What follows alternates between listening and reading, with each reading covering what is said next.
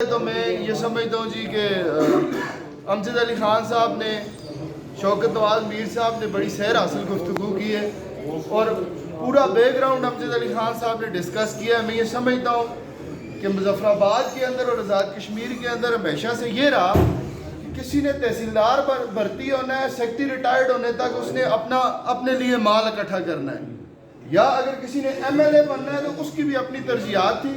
لیکن آج تک کبھی بھی کسی نے عوامی مسائل کے اوپر گفتگو نہیں کی.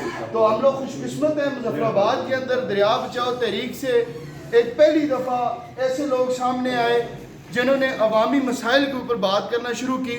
اور آج میں یہ سمجھتا ہوں, میں یہاں پہ ضرور ذکر کرنا چاہوں گا, مبارک عوان صاحب یہاں پہ موجود نہیں ہیں, اس کے افضال سلیریہ صاحب, زاہد بخاری صاحب, یہ وہ لوگ تھے جو ہماری اس تحریک کا حصہ تھے اور ان کی بھی بڑی قربانی ہے اس سارے سلسلے کو آگے لے کے جانے میں.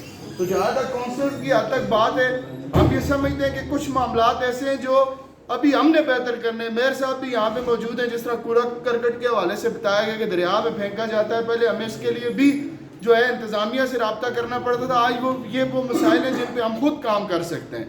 تو میں سمجھتا ہوں کہ انشاءاللہ بلدیاتی ادارے جو ان کی ذمہ داریاں وہ بھی پوری کریں گے. اس کے ساتھ ساتھ جتنے کونسلر صاحبان ہیں, جس طرح یہ 31 تاریخ کی ابھی میٹنگز کے حوالے سے ڈسکس کیا جا رہا ہے, میں یہ سمجھتا ہوں اگر 20 25 لوگ سارے لوگ لے کے ہیں, صرف 47 کونسلر ہیں, اگر 10 لوگ بھی ایک بندہ لے کے آتا ہے تو 470 لوگ بنتے ہیں. تو میں سمجھتا ہوں کہ جو بھی ڈیٹ اناؤنس ہونے جا رہی ہے اس کے لیے ہمیں یہ چاہیے کہ 20 سے 25 بندے بھی اگر ایک کونسلر لے آتا ہے.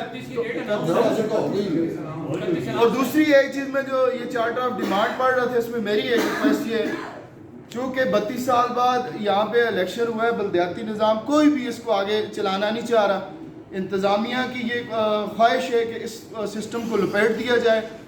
کل بھی ہم نے ایک نوٹیفیکیشن دیکھا جس میں انہوں نے اسسٹنٹ کمشنر کے نیچے میئر کو ممبر رکھا ہوا ہے, حالانکہ اسسٹنٹ کمشنر اسکیل 17 کا ہے اور ہمارے میئر صاحب اس میں 20 اسکیل کی مراد لے رہے ہیں. تو بہت ساری چیزیں ایسی ہیں, میں سمجھتا ہوں کہ جن کے لیے یہ سارے لوگ مل کے یہ چاہ رہے ہیں کہ اس نظام کو لپیٹا جائے.